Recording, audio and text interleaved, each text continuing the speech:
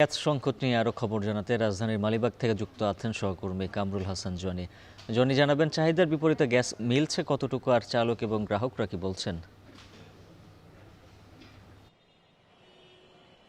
উজ্জ্বল, ধন্যবাদ। আমরা আসলে সকাল থেকেই আজকে গ্যাসের যে সংকট, সেই সংকট নিয়ে আসলে দর্শকদের দেখানোর চেষ্টা করছি, এবং আমরা এখন যেখানে আছি এটি হচ্ছে মালিবাগের একটি গ্যাস স্টেশন, যেটি আসলে সকাল থেকে আজকে বন্ধ রাখা হয়েছে। আমরা এখানকার যারা কর্তৃপক্ষ আছেন তাদের সঙ্গে আমরা কথা বলেছিলাম যে আসলে কেন এই গ্যাস পাম্প আসলে বন্ধ। তারা বলছেন যে সরবরাহ না থাকার কারণে মূলত গ্যাস পাম্পটি আসলে বন্ধ রাখা হয়েছে। এবং আমরা যদি আবারও দর্শকদেরকে জানাতে চাই যে আমরা সকাল থেকে যে কয়েকটি গ্যাস পাম্প আমরা ঘুরে দেখেছি, প্রায় সবগুলো পাম্পে আমরা দেখেছি আসলে গ্যাসের সংকট রয়েছে। এবং কিছু কিছু পাম্পে আমরা দেখেছি যে যারা সিএনজি চালিত যে যানবাহনগুলো আছে তারা আসলে গ্যাসের জন্য দীর্ঘ লাইন ধরে অপেক্ষা করছেন। কেউ কেউ সকাল থেকেই এসে 3 থেকে 4 ঘন্টাও অপেক্ষা করছেন। এই যে গ্যাসের যে তীব্র সংকট আমরা আসলে দেখছি যে এটি গত সপ্তাহ জুড়েই কিন্তু চলে আসছে। এবং আপনাকে যদি আপনার মাধ্যমে যদি আমরা একটু দর্শকদেরকে জানাতে চাই, শুধু যে এই যে সিএনজি পাম্পগুলোতে নয়, আমরা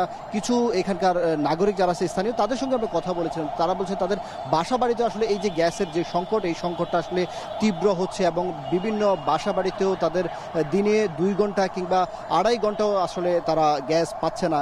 এবং যতটুকু আমরা দেখছি যে সপ্তাহ জুড়ে এটি কিন্তু ক্রমশ বাড়ছে। আমরা আজকে যারা কর্তৃপক্ষ আছেন কিংবা যারা চালক আছেন তাদের সঙ্গে আমরা যে কথা বলে যতটুকু জেনেছি যে এই গ্যাসের যে সংকট এটি কিন্তু ধীরে ধীরে বাড়ছে, এবং এটি যদি এলপিজি গ্যাসের যদি সরবরাহ বাড়ানো না যায় তাহলে কিন্তু এই সংকট আরও তীব্র হবে, এই ধরনের বলছেন আসলে যাত্রীরা। এবং যারা আসলে ভাড়ায় চালিত যারা গাড়িগুলো চালান, বিশেষ করে সিএনজি বা ছোট যে গাড়িগুলো আছে, তারা আসলে বলছেন যে তাদের যেই কর্মঘণ্টা গ্যাস নিতে এসে তাদের যে কর্মঘণ্টা, এই কর্মঘণ্টা নষ্ট হচ্ছে 3 থেকে 4 ঘন্টা করে। তাতে করে তাদের যে আর্থিক যে ক্ষতি, এই ক্ষতি আসলে তারা ফুঁসিয়ে উঠতে পারছে না। তবে সবকিছু মিলিয়ে কর্তৃপক্ষ যেটি বলছেন বা পাম্প মালিকরা যা বলছেন যে গ্যাসের যদি সরবরাহ বৃদ্ধি হয় তাহলে কিন্তু এই সংকট হয়তো নিরসন হবে। তবে সরকার আসলে এটি আসলে যাচাই বাছাই করা দরকার যে কৃত্রিম কোনো সংকট আসলে তৈরি করা হচ্ছে কিনা। উজ্জ্বল।